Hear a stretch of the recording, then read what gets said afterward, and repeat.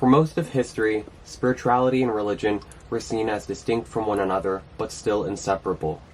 Let's look at the roots of Western culture. Roman religion was built on mythology and ethical philosophies. Roman spirituality was the active practice of worshiping the gods through rituals and festivals. Early Christian religion was belief in the Bible and the teachings of the Church. Early Christian spirituality was derived from the religion, like routine prayer and fasting. The rituals in Catholic and Orthodox Masses are inspired from Revelation, the last book of the New Testament. However, spirituality developed new connotations as time went on. In the Middle Ages, the word spirituality was used to describe that which is mental and not sensual or material, such as thoughts, insights, and ideas.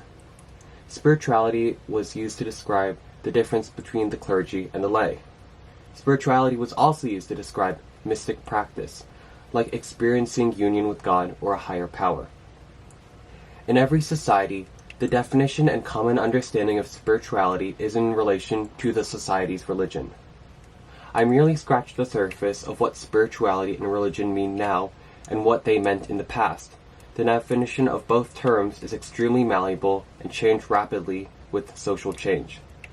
Though it is different in other regions of the globe, today's American spirituality is individually chosen from popular remnants of declining institutional religion, while the unpopular remnants are ignored.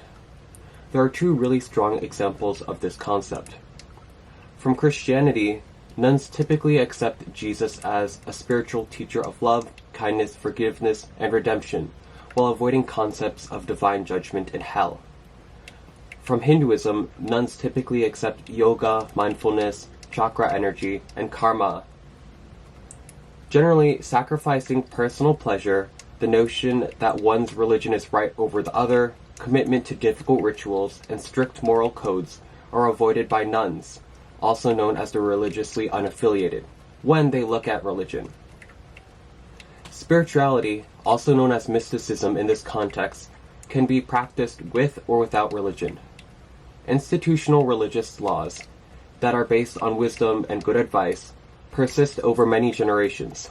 Thus, religious spirituality has been more stable for most of history. Spirituality that each individual picks and chooses changes all the time, just like flowing water. Spirituality that is free from religious institutions is subject to the individual's religious residue, political alliance, and ideological alliance. It can be cognitively overwhelming since America has so many spiritualities to pick from. In this way, plurality can harm the well-being of the spiritual but not religious person. In a broad sense, spirituality is modern mysticism. Wikipedia has 3 definitions for mysticism. According to them, it is the experience and transformation of becoming one with God or the Absolute, an ecstatic altered conscience, attainment of secret truth, or a mix of the 3. Mysticism is first-hand experience of transcendent connections. Essentially, all religions and spiritualities have mystic leaders. In extreme ideologies, mysticism places itself first before the doctrines and established rituals of institutional religion. People nowadays have to actively choose their beliefs because of the plurality and disappearance of a default religion. This is where the pick-and-choose mentality comes from, as one must pick what they follow out of a surplus of ideologies.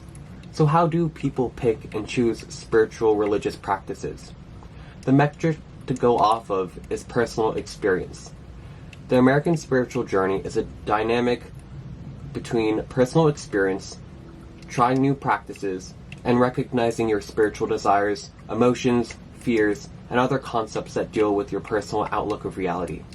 This can happen in religion, but with religious trauma, American individuality, and the plurality of ideas, I see why people desire to leave organized religion to pursue their spiritual journey and personal truth as a nun. That's all I have for you. Thank you for listening. Until next time, peace out. The belief in the occult has always competed against religious institutions, and through it we have today's common religionless spirituality.